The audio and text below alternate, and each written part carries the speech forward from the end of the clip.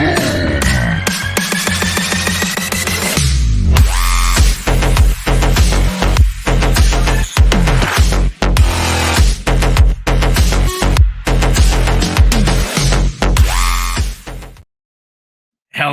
and good afternoon, Xbox Nation. Welcome to this week's new episode of X Vlog Live. I'm your host, Mr. BoomStick XL, and man, we got a great show for you.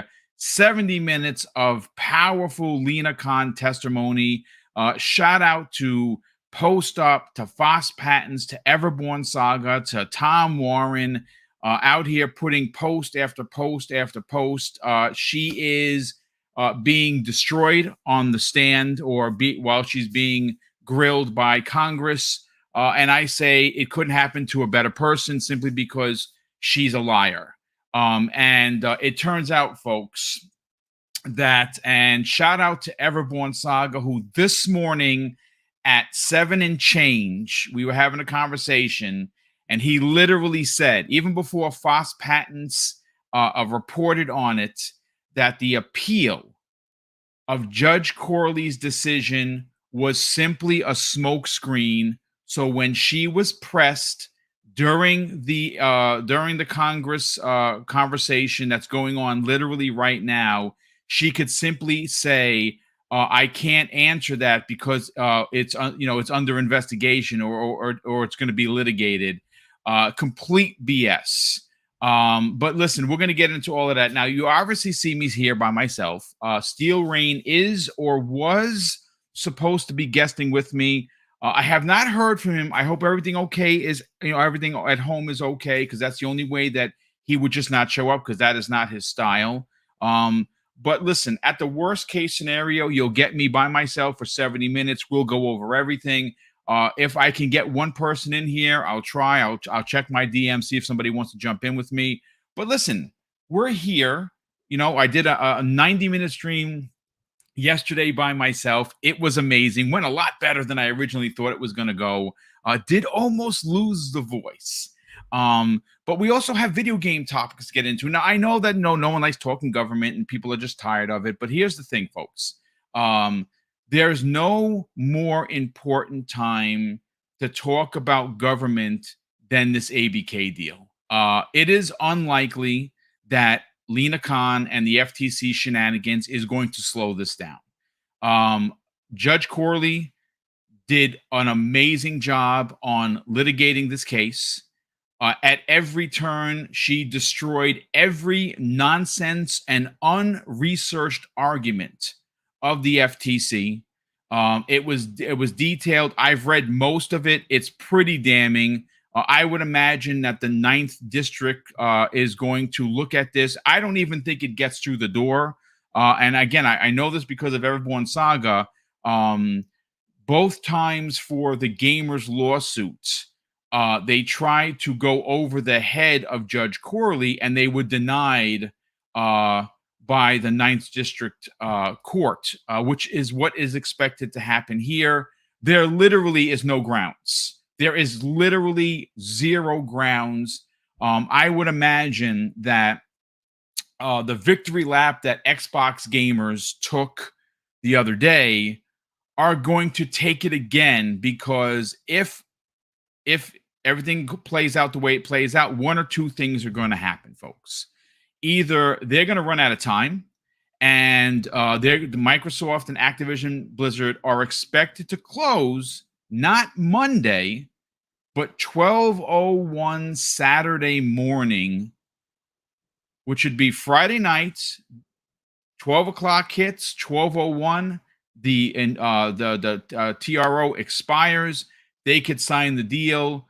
If that deal is signed before an order comes from the 9th district, it's moot. It's meaningless. It's nothing.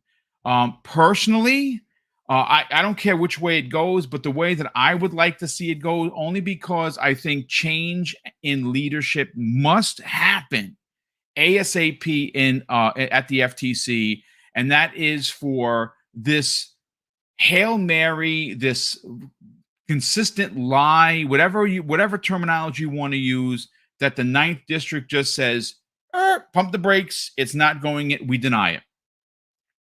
And then the world gets to see this egg explode in Lina Khan's face. Because to be quite honest with you, this isn't a witch hunt. I'm not after anybody. I don't know Lina Khan. I can tell you that she's a liar.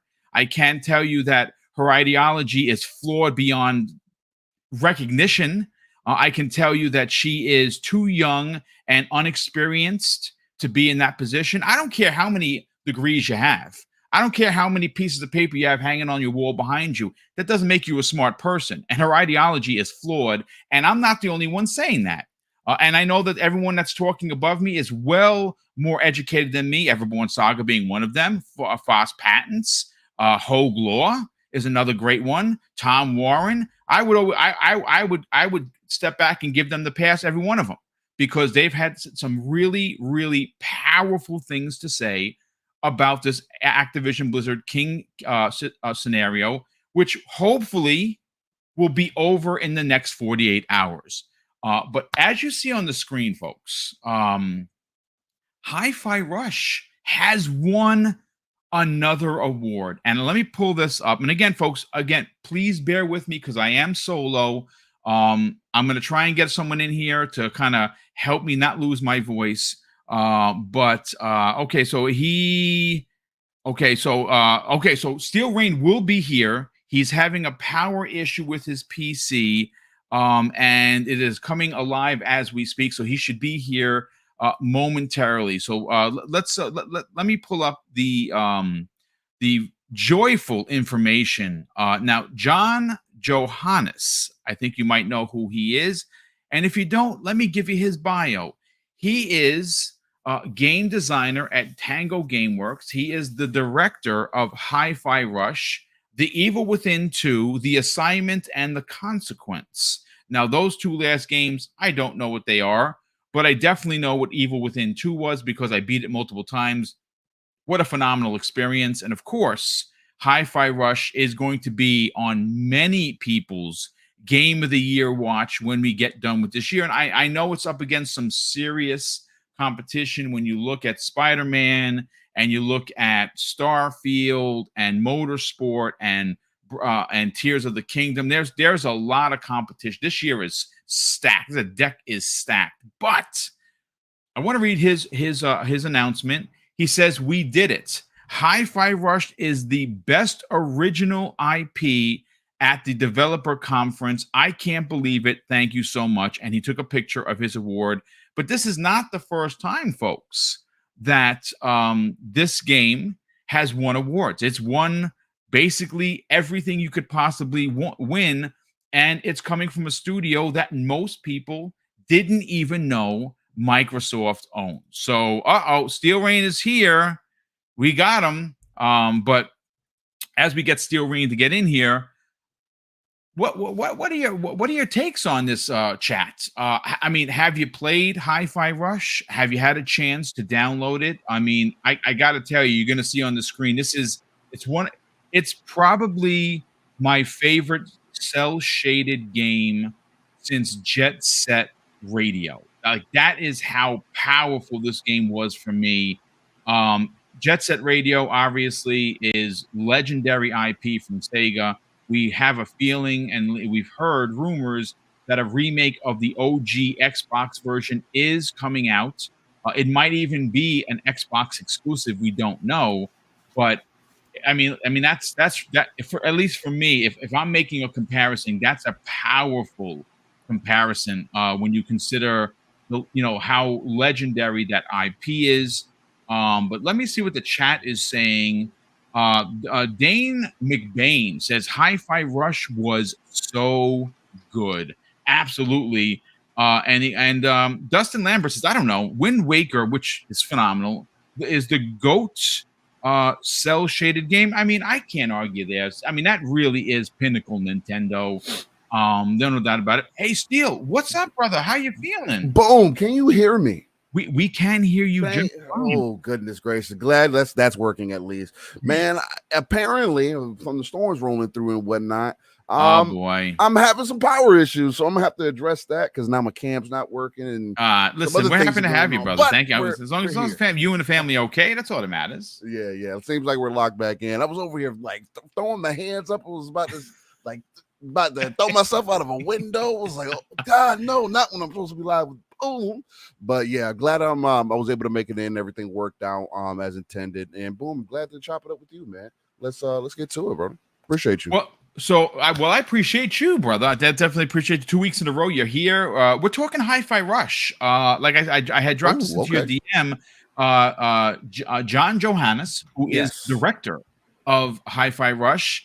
Well, he just announced on Twitter that they won Best Original IP at Developer Conference. He says, "I can't believe it. Thank you so much." Another big W for HiFi Rush and Tango Gameworks. And I gotta tell you, the more wins that this game continues to get, and I think that this isn't even it.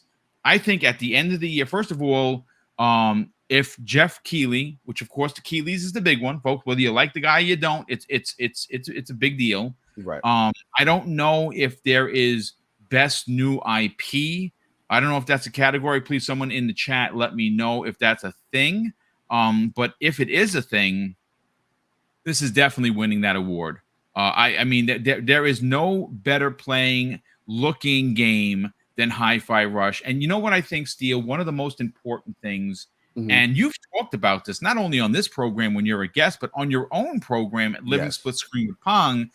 Some of the disappointment as gamers is when we load up a game that we're excited for and that we have been jazzed for since, trailer to launch trailer to copy in our hands or on our hard drive, is games launching broken, right? It happens more times than it doesn't. But there is something to be said about if there is one game in 2023, folks, that jumps off the page and was pristine from jump, it's HiFi Rush. Yeah, HiFi Rush for me was one of those that definitely was surprising. And John Johannes and the team over at Tango deserve nothing but the highest amounts of praise for being able to deliver such a polished product as you mentioned, Boom. Again, that's probably one of the most surprising things. Even at this point, it still seemingly seems to be one of the most put together games that we have gotten within recent memory, right? I know it becomes kind of difficult, and I have people always get into these arguments where it's like, oh man, the game isn't that great. You guys just had a dry ecosystem and you were looking for a game, and who plays rhythm games? It's cartoonish. It's not what you're looking for. How do you sell a console with that? And you turn around and you say, well, you show people this, right? You show people that John Johannes is winning awards with a game that literally just came out of nowhere and is, I believe, should deserve the respect. Now, I can be honest and say, like, although HiFi Rush didn't hold me to full completion, I can still acknowledge what the game was doing. Again, I play on the hardest difficulties typically, so a lot of the frustrations I ended up having with the game were things that most people won't end up following with, but it was no fault to the game itself. It's just there's other games around, and me being a content creator, so I got to touch on multiple things. So HiFi Rush is one of those that are definitely an anomaly. Now, as far as the end of the year and whether, I do hope that it is at least considered or as part of the conversation, not the best action game or best this. Yes. No, they at least have it be considered in the conversation. But again, it's also this year is also very different because we're having a lot of other games that seem to be hitters themselves in their own way. So it's going to be a huge conversation to have towards the end of the year, whether we can get it in there, right? Because people might forget about Jedi Survivor. People might forget about Hogwarts Legacy by the end of the year. People might forget about Armored Core 6 when it drops here in the next month, which is my game of the year personally. But nonetheless, it's not even out yet. But HiFi Rush definitely proves to me that there is talent the talent doesn't always have to come from like the your top of the line AAA studio with the utmost behind them. Sometimes it takes a little bit of a vision and an artist at work to really bring something to the forefront. But and again, it's not a game for everybody. I saw people mentioning in the chat, and then people also quoting that statement that I made earlier, where hey, it's too cartoonish looking. It'll never get that respect that it deserves. And I mean, if that's the case, it's just like Forza, right? I just because Forza is a racing game doesn't mean that it shouldn't be considered if they do things that are of that quality, right? Just like Motorsport. Forza Motorsport should come out and also at least get a 9, not just it's the best sport racing game that released this year. That's just my opinion. Yeah, I agree. I think when Forza, and again, I'm not licking old wounds, right? It is what it is. It happened, right? When Forza Horizon 5 came out a couple of years ago, Steel, most of the Xbox community felt slighted, specifically by Jeff and the Game Awards, because yes, it won Racer of the Year, but the I mean, it was put into a sports / racer category. So yes, it won the award, but it's one of those awards, like you were just saying, that seems like Mr. or Mrs. Irrelevant. An award is an award, but when you make a product that does things that other products cannot even reach or contend with, you need to get your roses or your flowers, right? Mm-hmm. I thought it was a slight. I thought that the game released in enough time. It had a high enough meta. We know, because that's what they deal with, right?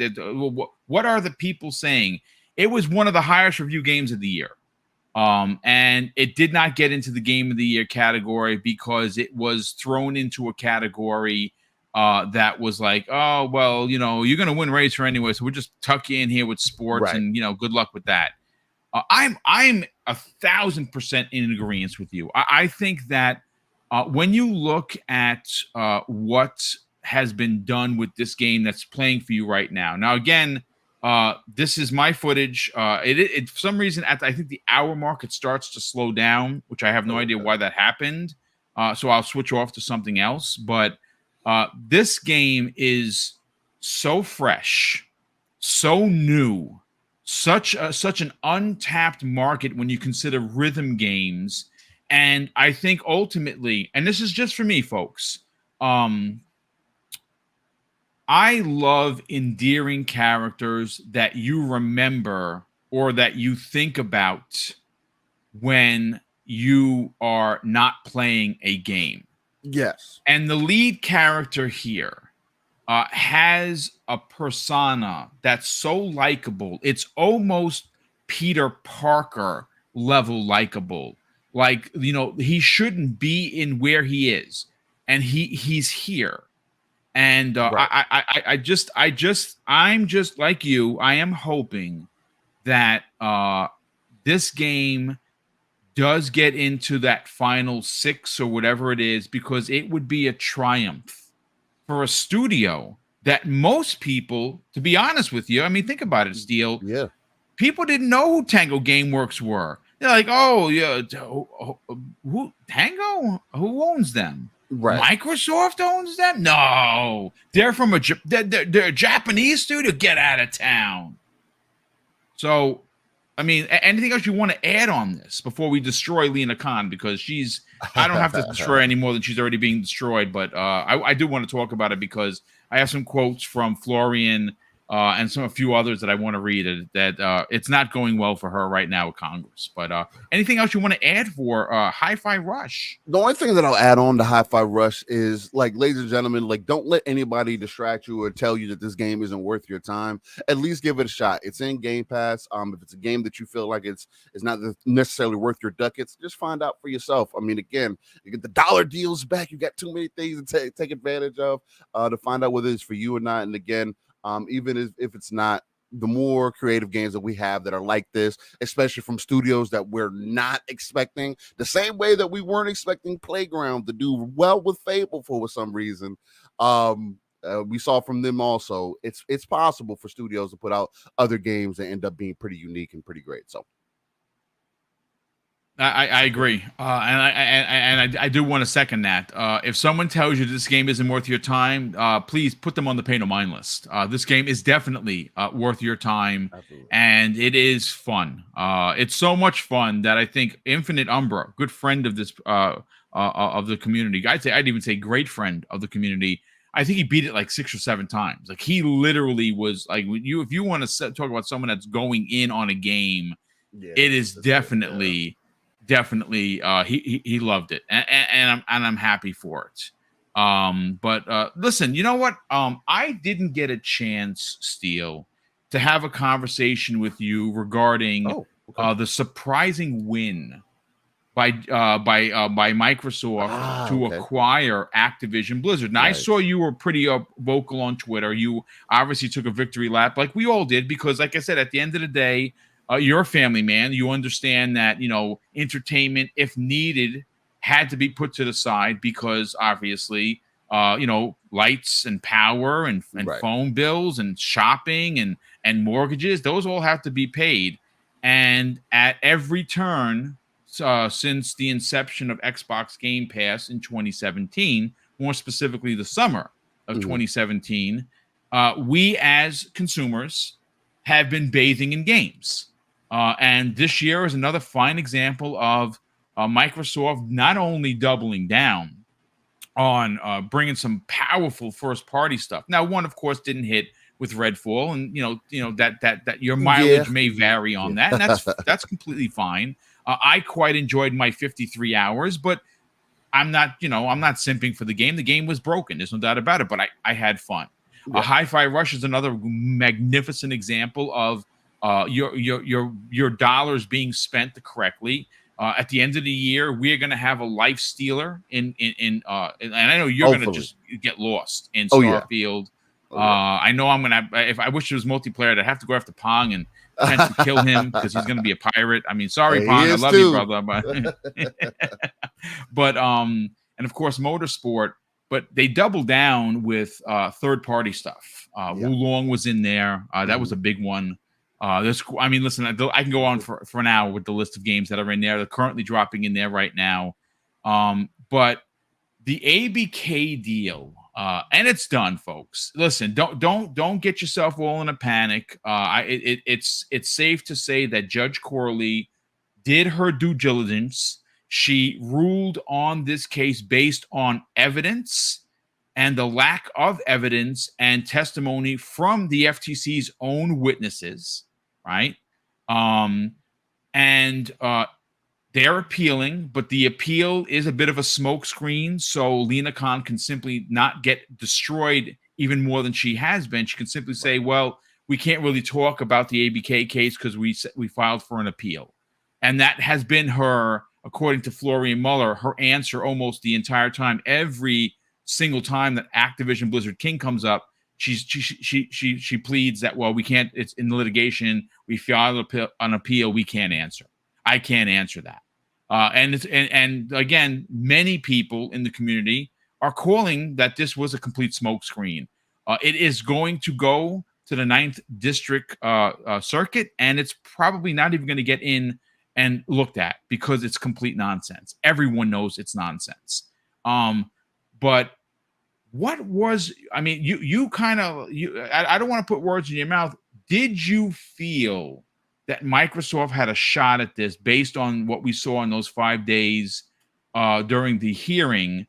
And what was your initial feeling on the big W for Microsoft?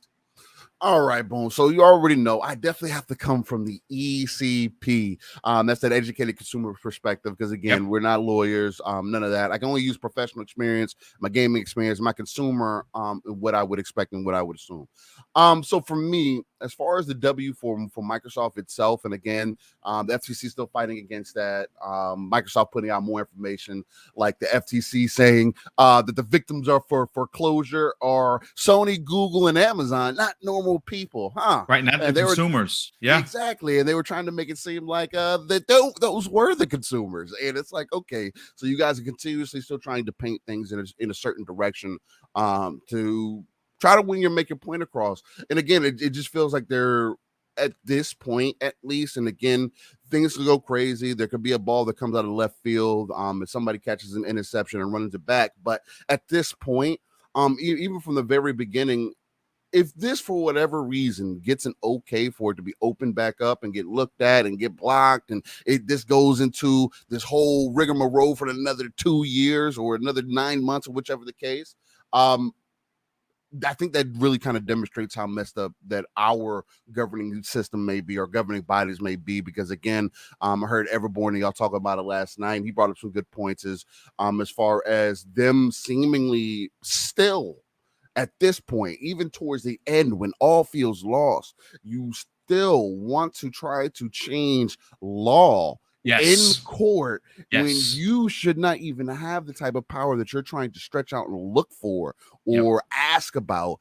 And that's what's kind of crazy to me, right? Again, yes, everybody, I don't want everybody to understand this. We should question $70 billion deals. We should question what Microsoft's intentions are. But we should also, as a consumer, be understanding of what the overall goal is. The overall goal is to give more access to gamers across the board. And Microsoft isn't going to all of a sudden this deal go through, because again, I'm seeing this conversation continue and people really coming up with some, I don't want to like unvalidate their points, because everybody has a valid point, but more so they coming from a place that seems nonsensical, and saying that, oh well, Microsoft is just doing this, they're throwing a cape up, they're just throwing some sand in your eye, and then they're going to turn around and make all these games exclusive. And it's just like, I'm sitting back and like asking myself, if the governing bodies and the FTC still feels that way also, and they're still bringing those things up as a threat. And it's like, guys, like, who do we have defending us as the consumer, trying to fight with this big company that is American based? They're fighting against European and Asian based governing bodies for a deal that is a merger that is supposed to be helping them grow within the gaming industry. It's on a lot of fronts, it's somewhat embarrassing, but on the other side of it too is, again, it is understanding. But how much you saw Mike Ybarra make the post yesterday, which I thought was hilarious. Our taxpayer dollars at work, right? We're paying for this at the end of the day. Like, this isn't just some, they have X amount of dollars, like we heard about at the beginning of the year, and Lina went out and asked for more money, right? To help fight this deal. So it's just, at this point, I do hope, at least from my perspective, that the deal doesn't fall into any additional issues, because there's other deals out there that need to be done, that need to be cut. And I get that everybody thinks that this is the big play. You've mentioned it, Boom. We've mentioned it on our show, Live a Split Screen. It's and others have mentioned it on your network. This play is so much bigger than Call of Duty would ever be. Right. It's about the mobile play. It's about getting that access. It's about, getting your mom to get subscribed to Game Pass for $5 a month, and letting her know that she can get the Candy Crush energy. She doesn't have to worry about that anymore because she's part of this subscription plan. That's what the goal is. Right. And that could be, and again, I can understand how that could be somewhat messed up to some people. Like, they're trying to persuade people to become. But if it's, as a consumer, if you see value in a service and it works for you, I don't see what would be wrong in investing in that, especially since it's a hobby anyway. Nobody's forcing you to do it. It's an option.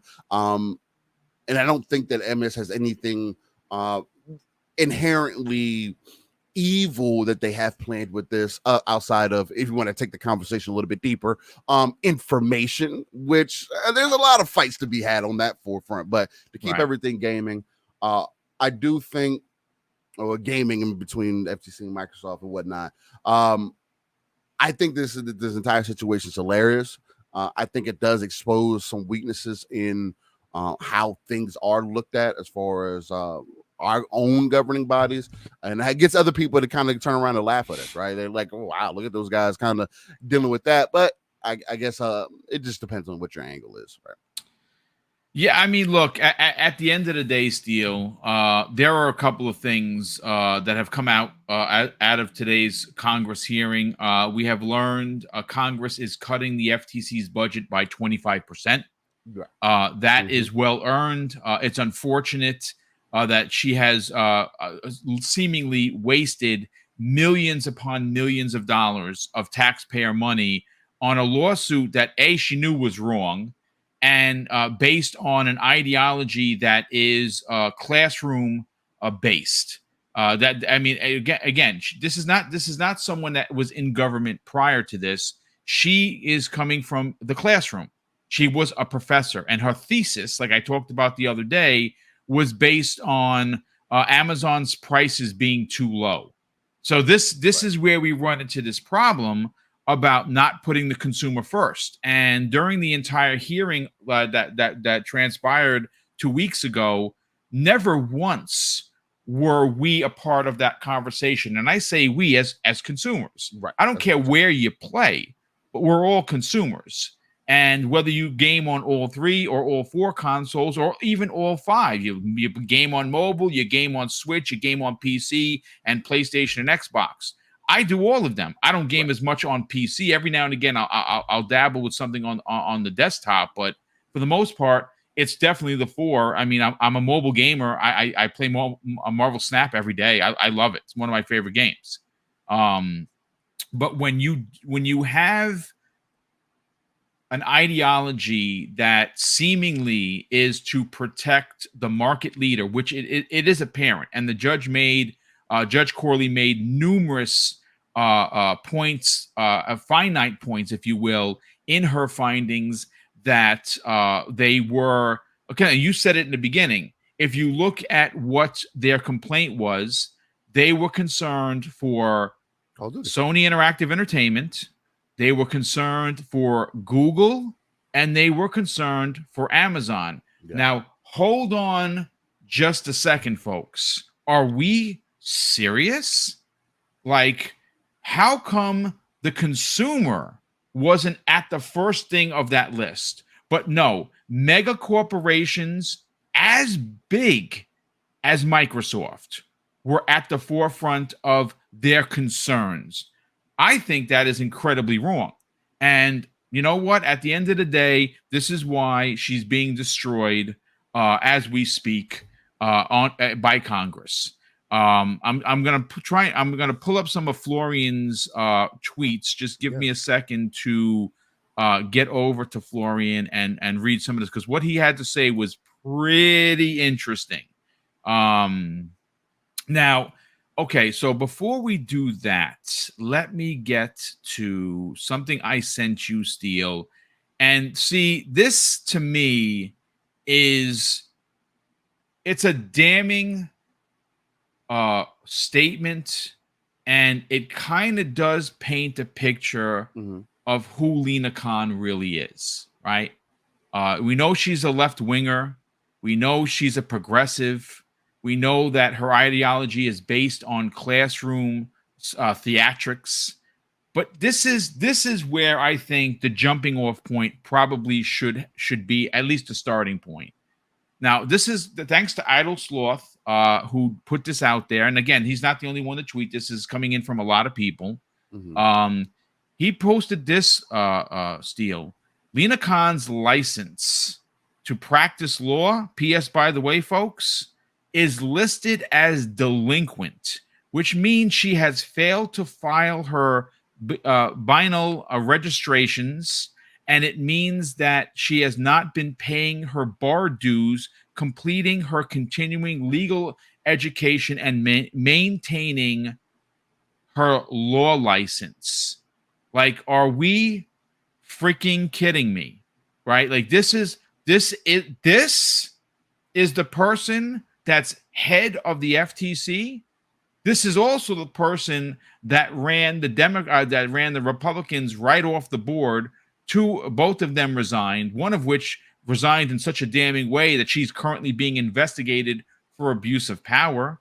All her senior staffing has left, so they can't get lawyers to take on cases because nobody wants to work with her. This is who you have in charge of the FTC? Like, are we serious? So when I tell you that, and again, this isn't a witch hunt, folks. We have to. I'm going based on giving you facts, and I'm not saying I don't like Lina Khan. I don't know her, but I don't like her antics, and I do have a vested interest in it. Not because I'm an Xbot or a corporate shill or a sellout. I'm a freaking consumer who has a great pension that has a ceiling. And Xbox Game Pass for me is a lifesaver because I can game and still be in the gaming conversation, right, because that gives me room or wiggle room, if you will, Steel, to go get a Tears of the Kingdom or a Pikmin 4 or Spider-Man 2, because I don't have to worry about buying anything on Xbox unless it's outside of the ecosystem, just like I bought Jedi Survivor. I bought the Maximum Edition, didn't even think twice. But you know what? I'm not going to have to go buy, and we're going to talk about this on the back end because I'm going to bring up the trailer. Exo Primal releases into Game Pass tomorrow, and that game looks freaking dope AF. Capcom okay, so I didn't play the demo because I didn't want to experience it. So we'll get your experience in a hot second. But when I tell you that Lina Khan's law license is delinquent, that just got to send shockwaves down everyone's spine. That this can't be the person that's in charge of the FTC. Yeah, this is extremely surprising. And again, maybe she got so caught up in fighting the good fight, Boom, that some things slip by, right? And what's crazy to me, though, even when you see things like that, and we don't know the complete picture, if we go based off of this, it looks like she may be a little out of date on some things, and there might be some things that she may need to be taken care of before she continues to try to fight this. I think her attention might need to be in other places.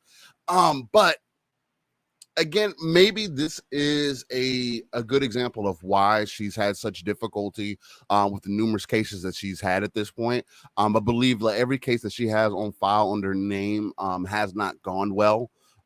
Again, I mean, I'm not going to say that I'm a Lina Khan know-it-all, but I do know at least that she just doesn't have a great batting record.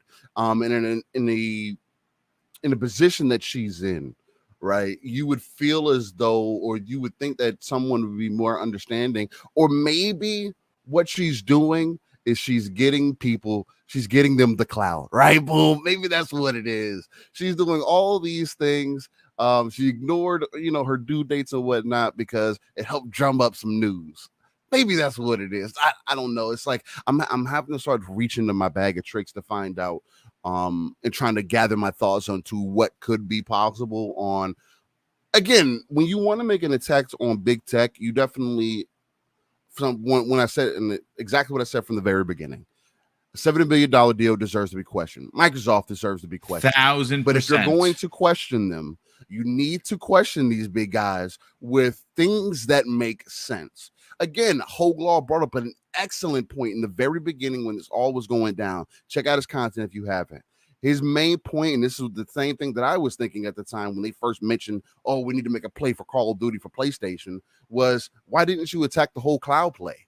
Microsoft would have had to fight that and prove whether or not, because they are outside of Amazon, one of the only other competitors in that space.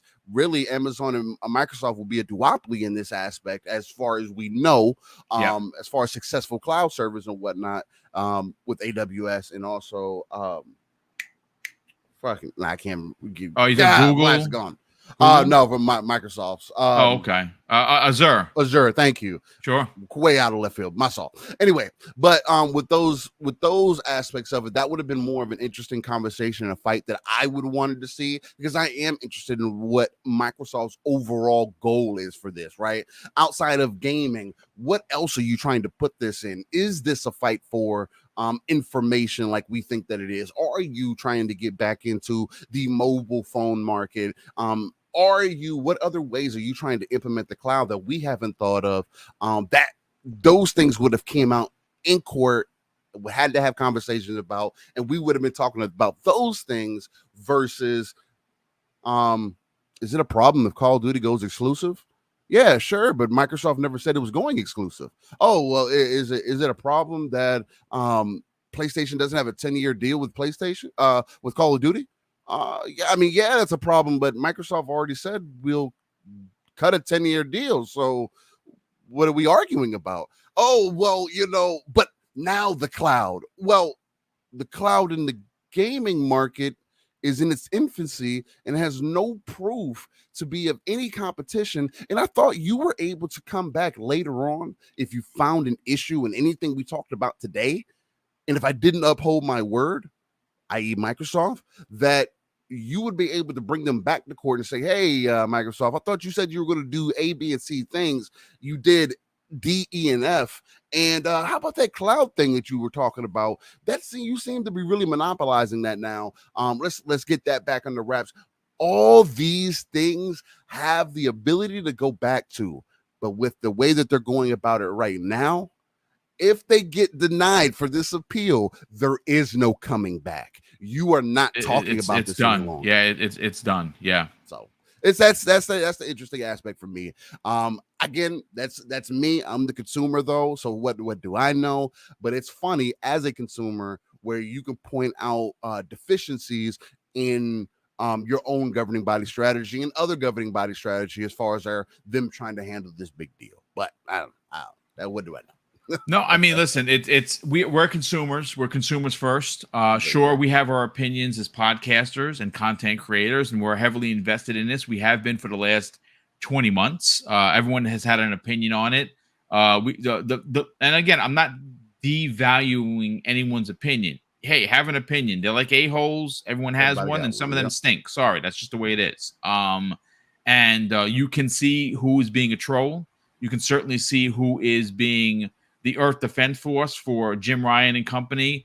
And you can see the people like ourselves who are Xbox gamers, who enjoy the platform and enjoy the value that comes with Xbox Game Pass. We're excited because, like I said from the beginning, I honestly could care less if Activision games stay multi-plat across the board. Because it doesn't matter to me because my dollar is invested in Xbox Game Pass. So I know for me, and my gaming habits is I'm going to go over to my console. I'm going to see I could pre-download Game X, and I know that it's not costing me a penny outside of my monthly subscription. That's going to be $17 in August, and that's perfectly fine. The value proposition is ridiculous. But here is some quotes from Florian Muller, FOSS Patents, who you should be following on Twitter. Now, the first one comes the way of he's quoting Republican Darrell Issa, and this is what he had to say to Lina Khan. And this is directly a direct quote from Florian Muller. He says, now they are talking about Microsoft's Activision Blizzard King, notes that Sony enjoys a protected market in Japan. And the reality is we're a global market, and Lina Khan was just thinking of whom to go after, according to Republican, and he can't find a reason why she's doing this, and he finishes off by shame on you, which is, I mean, take it for what it's worth. Now, we have over here Congressman Scott Fitzgerald. He says when according to Florian, when the congressman asked Lina Khan why they decided yesterday with their appeal to go against 30 plus years of U.S. legal tradition and the stance on the same merger by 39 countries, Lina Khan declines to comment as a matter of its pending and suggests legal errors from Judge Corley. She's suggesting legal errors. She said that she made mistakes in which is okay if you say so. So we also have a comment here from Senator Kevin Kiley of California, and Florian says, "Great, Congressman." Kylie pointed Lina Khan to Judge Corley's finding that the Activision Blizzard King deal will result in more access to games. Says the appeal even less likely to be won by the FTC, and wants to know why they're wasting taxpayer money. But then he continues on, according to Florian, he noted that the appeals court will have to rely on the district court's factual findings, and that's why it's even harder for the FTC to win. And Florian says that's true, and he goes on to say that I'm optimistic and hope that the appeals court motions panel will see through the FTC's smokescreen tomorrow.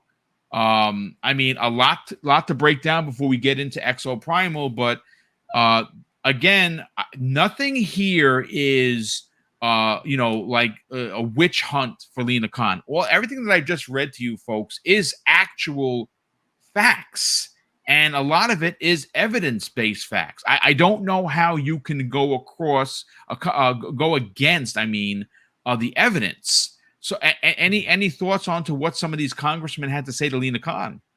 No, now I mean, now you have your peers kind of coming out and putting you to the task and exposing your weaknesses even more, right? Exposing even more of what we believe in and making us question. I wouldn't even say it's making us question more so. It's making us actually able to believe some of the things that we were thinking, that hey, maybe there was some collusion here. Maybe there may be some corruption happening there. Maybe this is completely 1,000% politically driven, and it's not driven by anything that makes sense. It's just all for an ideal or in her personal beliefs. And again, which is fine, but at what point do you get put to task and say, hey, enough is enough? Like seriously, you're doing this appeal, you're going against this judge who has years of doing good work in comparison to, and I know they didn't say this in court, seemed like they did it in a certain way, but they kind of made her seem like the little sister that just wasn't doing well enough. Like, hey, like, you're new to this, you haven't been doing the greatest in the past, you keep coming back for money, and you have this current case that you sent up there. You're saying that the judge that you chose is wrong. Yeah. What are we doing? What other direction can we take this? And when is enough? At least that's what I'm getting from that line of questioning. And I do hope that something comes out of that, right? And I need an answer for why are you doing these things, other than, oh, I don't need to answer that. Oh, it's being judged on right now. Oh, it's always being put off to the side. Again, I'm not going to ever try to come for anybody's job, but I do want people who do represent the case that they're fighting for, or at least their side of it, in a proper way, one, and also in such a way that other people can have an understanding of why you're doing this in the first place, outside of, oh, it's big tech and why not, right? Yeah, the whole big tech is bad thing situation is it's an overplayed hand. Yes, is some big tech for their investors only? And has consumers been put to the side?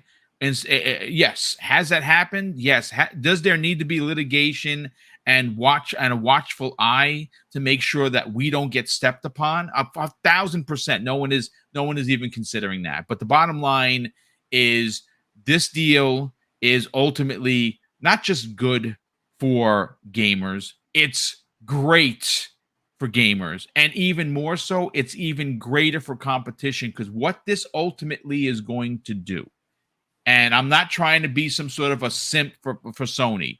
Sony made their bed, Steel, and they could lie in it.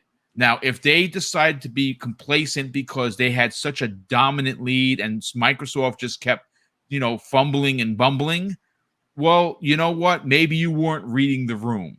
But once this deal is completed, Microsoft is going to have in their possession at Xbox Game Studios 34 plus AAA studios And again, I'm not in the camp yet on this show to talk about what's next because Microsoft is not stopping. They have they have a service that requires consistent content to keep you subscribed. A perfect example of that is Mag, who is obviously on with Colt Eastwood each and every Monday on XNC. He's also a part of our show, Primetime Gaming, every Wednesday. He's a vital member there. He unsubscribed from Game Pass. And now some people are like, oh, it's just a thing. Trust me when I tell you, Mag doesn't need to do anything for attention. He just has to go and put a crazy video on Twitter and he gets 5 million views. He, as a consumer, has an opinion that I find to be incredibly valuable. Yeah. And he said that his $15 was not being spent correctly because he wasn't interested in the games that they were offering per month.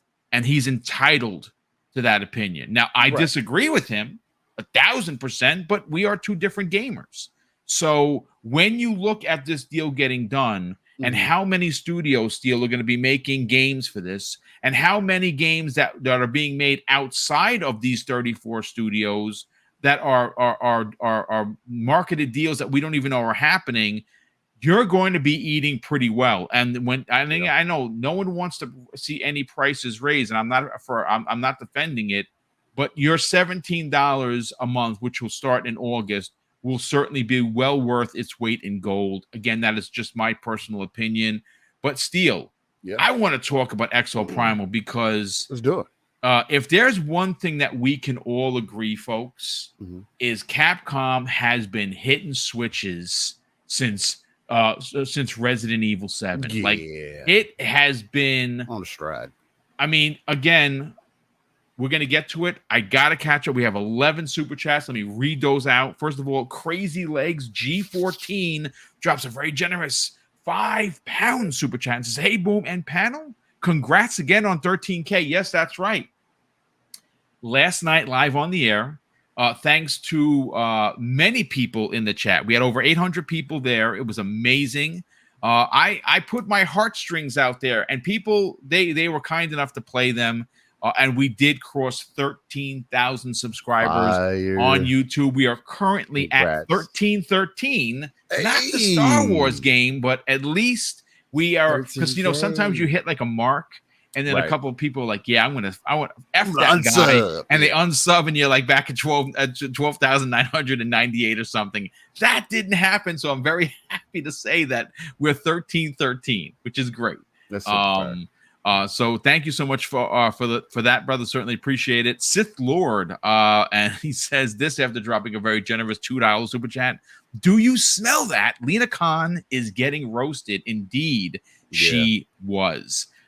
Joshua Billings drops a very generous $2 super chat, and he asks, was this 1159 ET or PT? I could have sworn I put ET in the tweet. Maybe I did not. So I'm sorry for the confusions. Yes, I'm on the East Coast. I'm in New Rochelle, New York. But we also have Drawn TJ, generous friend of the program, drops a very generous $5 super chat and says, dude, Lina is getting destroyed. The deal will be done Saturday. Hi, Steel Rain and Boom. Everyone, please hit the like button. Drawn TJ, salute to you, brother. Certainly appreciate the generosity and the kind words. We also have Jax82, drops a very generous $5 super chat and says, this is what happens when you take chances on something new and original. Congrats to John Johannes and for the reward a HiFi Rush and has gotten and has finally has funny moments and a lot of fun. Yeah, dude, there's no doubt about it. This game is fun. This game has magnificent writing, and for some reason, this is where it slows down. So I'm going to give you some of my favorite game. Sorry if you don't like this game. It's Dirt 5 is probably one of my favorite, literally my favorite driving games of all time. Like, I just love this game. So there's the footage. Jax82 drops an additional $2 super chat and says, whatever you do, don't let Chai do all the talking. I mean, again, I don't mind it. I don't mind it at all. Like, I just think he's such a likable character. I hope that the success of this game, winning all these awards, not only dawns a bigger sequel, because I would imagine it's going to be bigger. I would like to see potentially co-op maybe come to this game.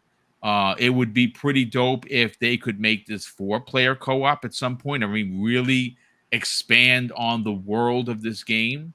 Obviously, have its single player, but also give people like Steel and Pong who enjoy playing games together a chance to play multi-plat. I mean, multi-plat.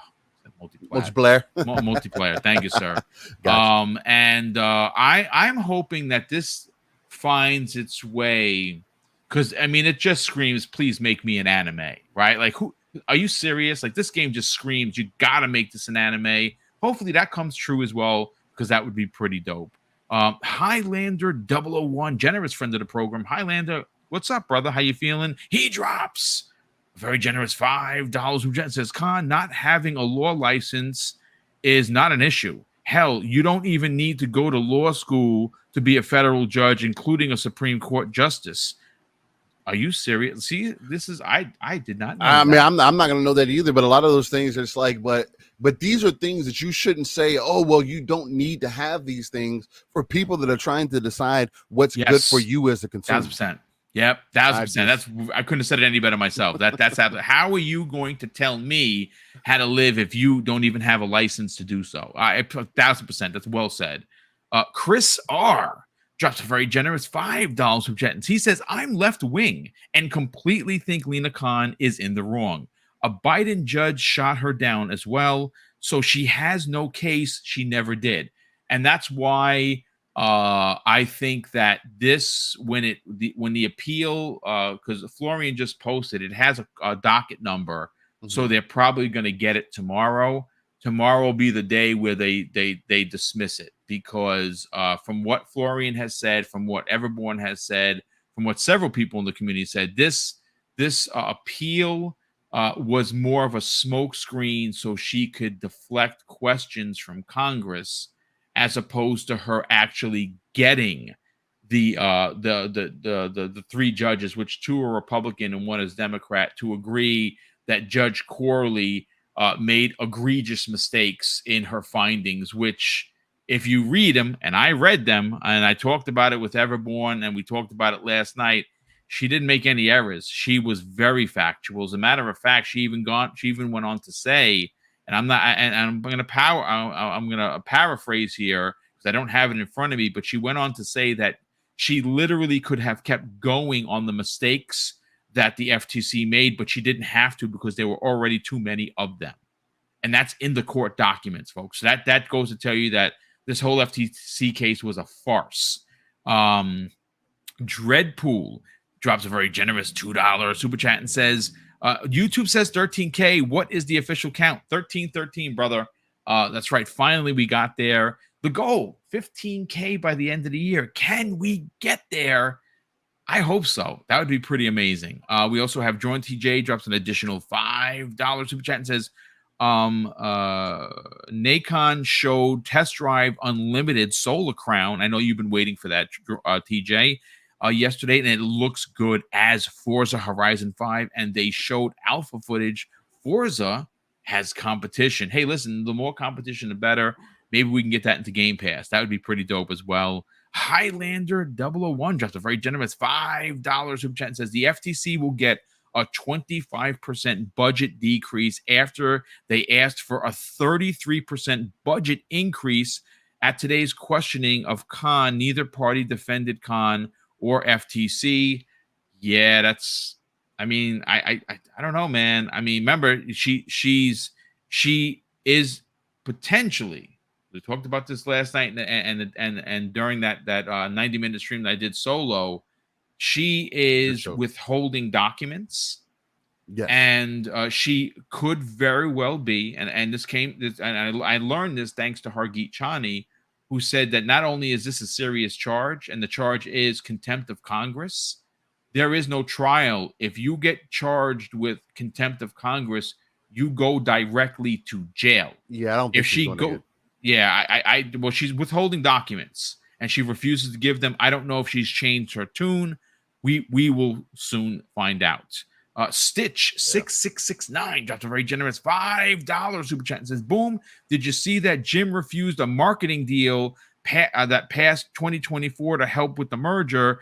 That was the deal he referred to during the hearing." Oh boy, yes, we're going to talk about that tomorrow. There's new information that the conversation between Bobby Kotick and Jim Ryan of SIE PlayStation is very damning. And Bobby Kotick tried to lock up a longer deal for PlayStation with marketing and everything, and he refused it. We're going to break that down tomorrow on Breakfast with Boom, live 10 a.m. Eastern Standard Time. We have a couple of guests as well. It's going to be a really good show. Highlander 001 drops an additional $5 super chat and says, Bloomberg is reporting that Jim Ryan may end the Call of Duty marketing rights early, maybe as soon as next week. And that is a rumor, folks. And again, we're going to cover that, really what Highlander is telling us. And thank you so much for that hot information.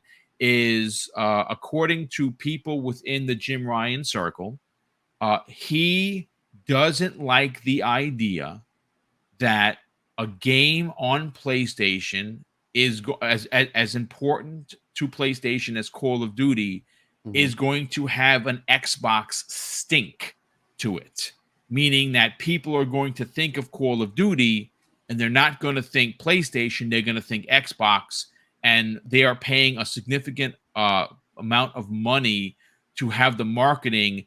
Jim Ryan, according to rumors, wants out of that deal. What that does, folks, is if he wants out of the marketing deal as soon as next week, Call of Duty 2023 could potentially drop into Xbox Game Pass day and date. So you heard it live here. We're going to go into more specifics tomorrow. Highlander, brother, if you have me, if you have my DM, drop that Bloomberg if you can. And obviously, if I don't want to put you out of your way, please drop that into my DM. I'd greatly appreciate that because we're going to really dig into it tomorrow. We're going to have Wilmy Hood making his return as well as Ham Solo, which is, again, he's been on a couple of times. Love Ham Solo. He's going to be joining us. So a couple of big guests tomorrow morning. But Steele, listen, while we have a few minutes left, I can only speak. I'm a Capcom stan, folks. I have been a fan of Capcom since the NES days. I'm a Resident Evil freak. Resident Evil 98, my number one game of all time. I've beaten that game 100 times. I was thrilled to my core that they did the original 98 version so much justice with the remake. I am thrilled that we might get eventually a new Onimusha, a Dino Crisis. Supposedly they talked about it in their earnings call that Code Veronica is going to come back. Miles Dompierre, suck it. That's all I'm going to say. And Miles knows I love Miles. Miles loves me as well. Nice. He is anti-Code Veronica. I am pro-Code Veronica. We're going to fight. We're going to fight with chainsaws potentially. But man, talk about a comeback. Yeah, they're on Steel. I mean, look, maybe not every Capcom game is for you. Maybe not every Capcom game is for the one of 600 people here. But man, since Resident Evil 7, which was my game of the year, and I was anti-7 because I was like, this first-person stuff, I don't know. I'm a third-person perspective dude, and I loved it. They've had Monster Hunter. They've had Resident Evil 2 and 3 and 4 remakes. And now Exo Primal looks to take on not only the single-player weird wackiness of what we love Capcom for, but they're adding a multiplayer that seems to be right up your alley. Let's talk about it. Yeah, man. So Exo Primal. Did end up playing. I believe it was both betas that they ended up dropping for Exo Primal. And see Capcom to be back at the forefront. And it's really hitting it out the park. Again, Street Fighter 6 seemed to be seemingly successful for them. I know it's people were running with the conversation with the Final Fantasy 16 sales and Street Fighter, and I saw some people bringing it up like, oh, do people really care about it if single player games? And it's just like fighting games take time, man. They always end up being better overall. But either way, seemingly Capcom has brought that back to life, and it being back on all platforms is an amazing thing. But to focus in on Exo Primal, the thing that gets me the most excited about it, especially now, right? Yes, Exo Primal is definitely right up my alley. I'll be straight up forward and honest with everybody, so I may definitely have some bias there. Mainly the bias is I like people in suits. Whether it's mech based, exosuit based, whatever the case is, as long as it's done well, that attracts me. And from what I've played from the game, at least with their PvEVP mode that they had during the beta, the game is very well put together. Now, I do have a question about its longevity, on its diversity, and how many options it's actually going to give its players. They are trying to be a little bit more forward facing with, because the biggest worry for, and this is kind of a word for me also, is that people were like, oh, well, is there going to be more PvE options? I don't really like this player versus player thing that you guys got in here. And as much as that's kind of like that's a negative for me, I do get that people still want to have something they can get in and enjoy. And again, this being the over the top, not taking itself seriously. Hey, we got these suits that can destroy these monsters, and we're fighting some AI, and it's very futuristic in the standpoint, and has a story that's deals with time travel.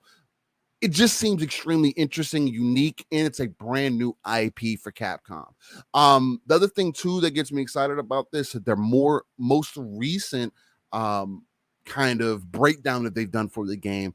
They have 3 seasons of content ready from the very beginning. Yep. So up front, we're getting high support. You have at least a year worth of support and content that are going to be coming in. And we also saw that they're not afraid, seemingly, quote unquote, to do those tie-ins, right? Monster Hunter World and the Monster Hunter games have always done that. They'll do like tie-ins with Sonic and Devil May Cry and Street Fighter. Exo Primal seemingly doing the same thing. They have a Ryu, bro. Yes. cyborg skin Oh my in the God, game. that's awesome. And as much as I'm not like, I'm not a Ryu fan, I'm not like a Super Street Fighter fan or anything like that, but I know who Ryu is, and the fact that you can play as him in the game, even though it's just a cosmetic, it is just a dope concept. That lets me know there's no telling what else I can get in here. What if they drop a Ken in here? What if they drop an Akuma in there? What if they drop there's no telling of the different, what if they bring some Lost Planet back, and what if they tie all these different things together? Again, I'm not expecting for this to just become Fortnite or whatever the case. I do think that it is still going to be a niche game in some ways, but this may be the live service game for Capcom that does hold some success for them, hopefully. Indeed. But I'm excited for it. Again, I'm a mech guy, exosuit guy, anything that deals with a lot of those futuristic aspects, the AI kind of play, and then you throw time travel in there. I mean, obviously they're doing something interesting, and I could at least speak for myself that the gameplay seems to be tight. It's a lot of fun, and I think it's at least worth people giving a try. It's in Game Pass, so. Well, I mean, see, that's the thing, and I think that's a great finite point. First of all, it is in Game Pass. It is a new Capcom IP. We do know that there is another Animusha looking type of game that's a new IP coming into Xbox Game Pass. The relationship that that Microsoft seems to have with Capcom is stellar. This to me is look, at the end of the day, we're going to play Exo Primal. We're going to potentially like or dislike or get attached or not get attached to the characters of that game. The fact that there is a Ryu skin that's going to be in there opens the door for potential Dino Crisis lead character getting in there with a skin. Maybe we see Animusha. Maybe we see Oh my god, what was the name of the fighting game? Cyber. Oh my god, it's way back in the days. I actually had the collector's edition of it for the Saturn. Oh wow, you took it Cyberbots. back. Okay, Maybe we you get a took it back. Okay. Cyberbots. Maybe we get a Captain Commando because they were all mech based as well. Maybe we get a Strider. I mean, That would be dope. I Yeah. mean, you're kicking in the door and saying, "Hey, Capcom, you have legendary IP. Just go," because this game is wacky. It's dinosaurs coming out of a black hole, for crying out loud. So I say, if you're gonna go crazy, go all the way crazy.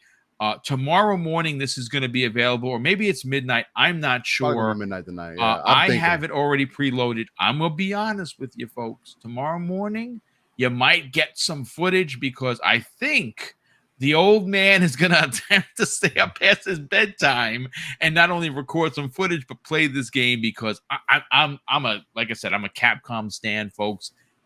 It's in Game Pass. I was buying it regardless. I would have dropped to $70. It's not a problem. But for me, it's in Game Pass. If there is some sort of an add-on that I could buy for skins or whatever, I'm probably going to buy it because I bought. I mean, I'm probably the reason why DLC exists. I bought the first horse armor for Oblivion, and I wasn't sorry that I did. I did it, and I'm part of the problem, folks. What can I tell you? But Steel, look, it's a quarter after. Ooh. I want to get to the outros again, folks. This is a smaller show, one-on-one. I want to thank the over 600 people that tuned in for this. Hopefully, by Monday's Xbox lunch break special, we'll be taking our actual, fully victory lap that the deal has been signed. And obviously, we do have a show tomorrow with two big guests. We'll be talking about what Jim Ryan had to say, whether or not him pulling out of the Call of Duty deal comes to fruition and what that means for Xbox Game Pass moving forward. And a couple of other big topics. Obviously, there's going to be a big fallout from what happened today at Capitol Hill with Lina Khan. And of course, we will get an update to whether or not this actually doesn't even make it through the door for an appeal at the 9th District Circuit. But Steel, you have a big show coming up this Saturday with Pong Soul. Obviously, living split screen, closing in on 1K, folks. Look, if you appreciate my kind of content, I think you will appreciate the honesty and the integrity that comes into putting a show together. And that comes the way of Steel Rain and Pong Soul each and every Saturday, 10 a.m. Eastern Standard Time on Living Split Screen. Brother, sell your brand. Tell people where they can go right now and help you guys get past 1K. Well, the link is in the chat, guys. If you want to go ahead and give us some help there, we are on that road to 1K. Just over 900, I believe, about to hit about 910 or so. So it's right there. It's an exciting time, especially for me and Pong, who've been doing it completely organic. Because there's a lot of people who kind of using their own methods to get to the top, and everybody has to figure out what works for them. If you like the content that's over there, I am starting to live stream a little bit more frequently around 10 p.m. Central. If you got some time you want to kick in, you getting home from work, or maybe you're just chilling for the night, come through, spend some time with me, and have some fun. I've been back into Valhalla here recently. Didn't play any of the content since release, so there's a bunch of DLC that's in there. I actually think that Valhalla is probably one of the most flushed out Assassin's Creeds that they've released to date, at least at this point, for what I've experienced. They got a whole roguelite mode that I beat live on stream for the guys. So check out episode 1 of that. But nonetheless, yes, every Saturday morning, as Boom mentioned, 9 a.m. Central, 10 a.m. Eastern, 3 p.m. UK time, live a split screen, non-console centric platform, talks about everything going on with the gaming industry. We're a home of that RTS approach and ECP. We pride ourselves on taking ourselves out of the world, looking at the darker crevices of the map, pulling our resources together so we can build up that foundation to those 3 billion gamers that Phil Spencer always talks about.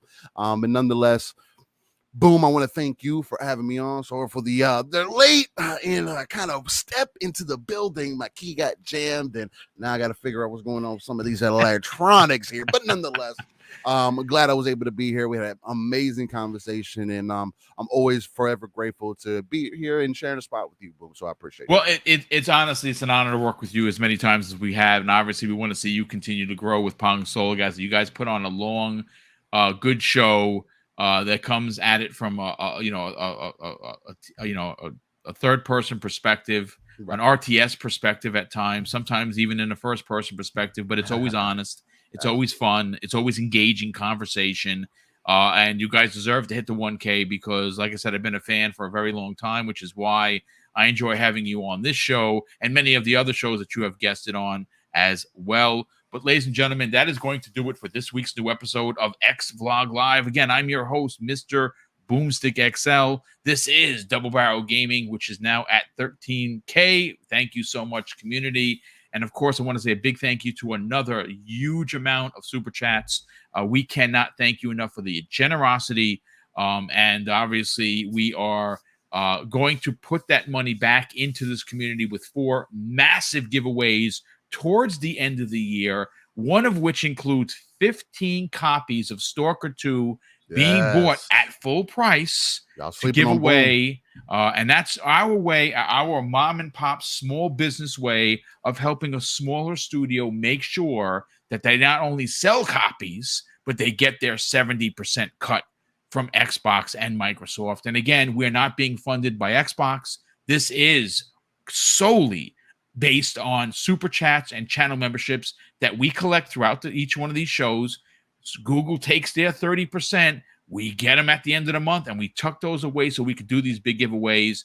Christmas this year, we're doing another $1,000 giveaway in 2 hours. And we have another pair of $500 shows, one for Boom's birthday bash in September and one Mrs. Boom's birthday bash in November. Our birthday, but you get the prizes. And guess what, folks?